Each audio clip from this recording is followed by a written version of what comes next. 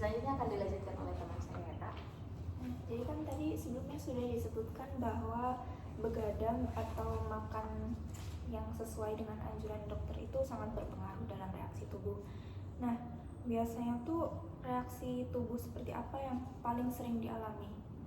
Kalau reaksi tubuh tuh ketika saya kan suka banget ya makan pedas. Oh ya. Itu lebih ke tiba-tiba kok perut saya mules. Tapi terkadang saya tuh bingung membedakan saya ini mules karena GERD atau mules karena mens. Jadi tuh rasanya hampir mirip, cuma sulit dibedakan saja gitu. Gitu. Jadi, tapi pernah nggak membandingkan reaksi tubuh Anda setelah melakukan perilaku seperti makan pedas, begadang dengan waktu atau situasi yang berbeda gitu? Seperti apa tadi pertanyaannya?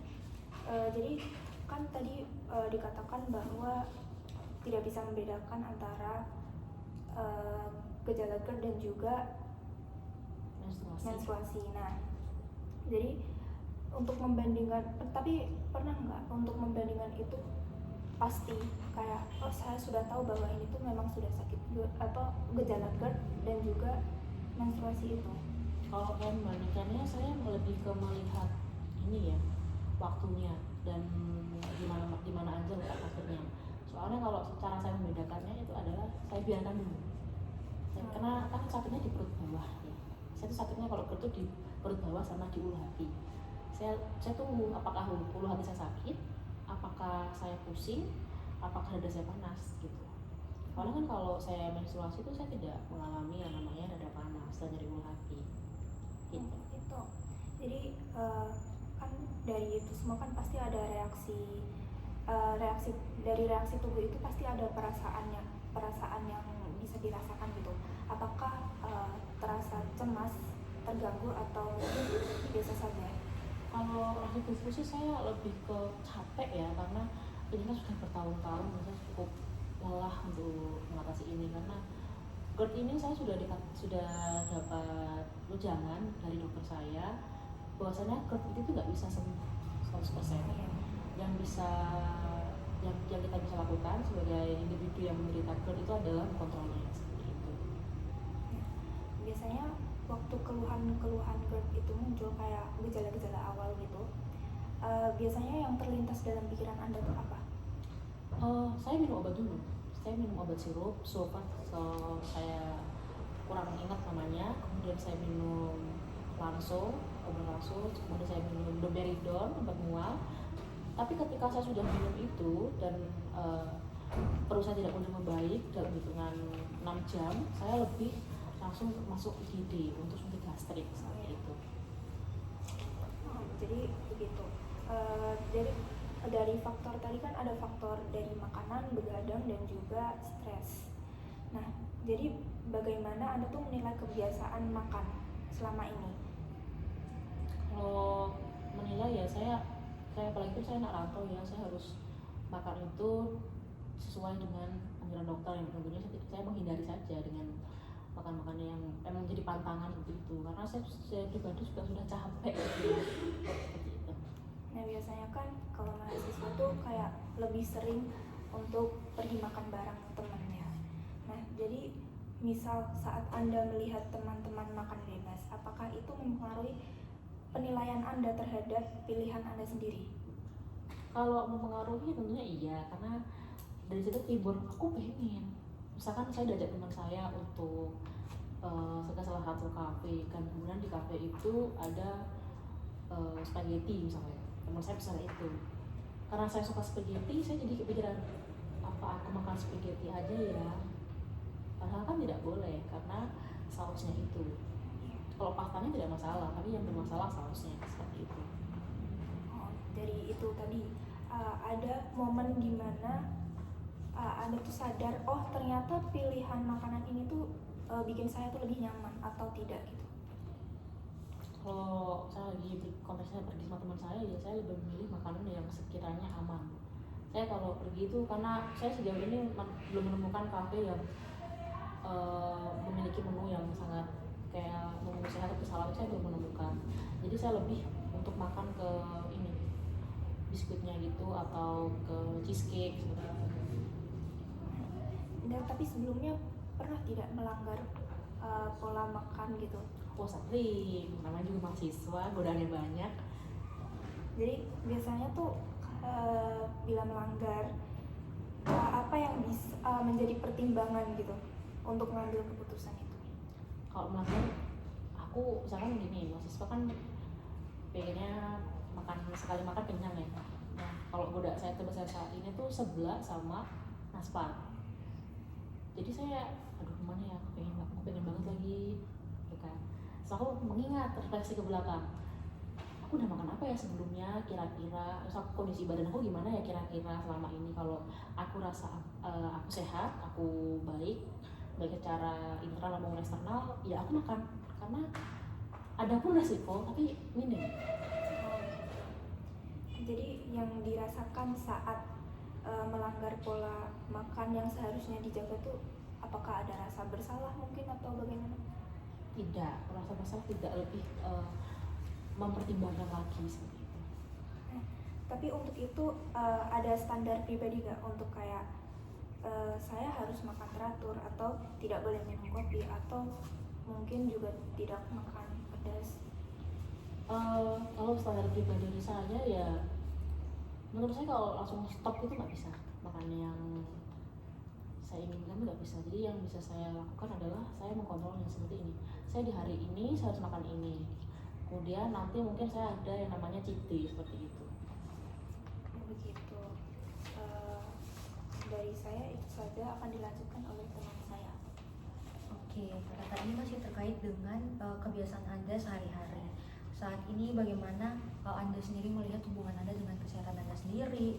Karena terkadang kita tuh punya tujuan tertentu, tapi kenyataannya kan bisa berbeda. Nah, saya itu penasaran. Tadi kan Anda menyebutkan, menjelaskan pernah melanggar pola makan Anda gitu. Nah, kira-kira kalau Anda melanggar pola makan itu, apa yang Anda rasakan? Apakah menyesal atau malah sebaliknya? Kalau menyesal itu tergantung situasi. Kalau sudah melanggar kemudian kambuh, saya menyesal. Tapi kalau tidak kambuh, saya puas karena saya bisa makan apa yang saya mau. Seperti itu. Oke, tergantung ya, Ya. konsekuensinya seperti apa. Oke, yang selanjutnya, apakah Anda sendiri itu pernah membandingkan diri Anda dengan teman atau keluarga Anda dalam hal menjaga pola hidup sehat gitu? Misalnya melihat teman-teman, kok kayaknya dia menjaga pola hidupnya dengan baik, sedangkan saya sendiri tidak menjaga pola hidup dengan baik, sehingga saya kambuh terus-terusan.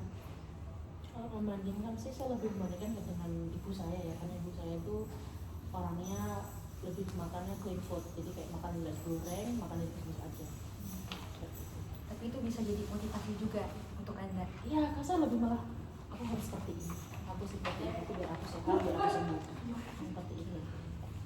Yang selanjutnya, bagaimana perasaan Anda terhadap konsistensi Anda dalam menjaga kesehatan? Adakah rasa frustasi karena mungkin oh ini mungkin kelamaan nih aku konsisten menjaga pola makan terus, seperti tidak ada kepuasan diri gitu, atau malah Anda merasa bangga nih karena sudah menjaga pola makan dengan baik? Lebih ke bangga ya kalau menjaga pola makan dengan baik, karena kalau saya sehat, saya tuh malah lebih merasa lebih tenang. Tapi kalau pas saya udah tidur, saya tuh udah merasa kayak oke, aku harus istirahat, aku udah nggak bisa ngapa-ngapain, aku nggak boleh egois, aku harus ingat kalau aku capek. Seperti itu. Malah kalau nggak dijaga pola makannya, lalu kamu terus-terusan, itu malah bikin frustasi ya? Iya, seperti itu. Yang selanjutnya, apakah Anda memiliki aturan ataupun standar pribadi dalam menjaga kesehatan? Misalnya minimal ya seminggu adalah makan seblak, atau seperti apa? Kalau saya sih lebih nggak seminggu ya, lebih ke 1 bulan sekali makan seblaknya, karena saya tuh sebenarnya kalau berbicara tentang melanggar ya, itu lebih nggak bisa nahannya ketika saya mau menstruasi.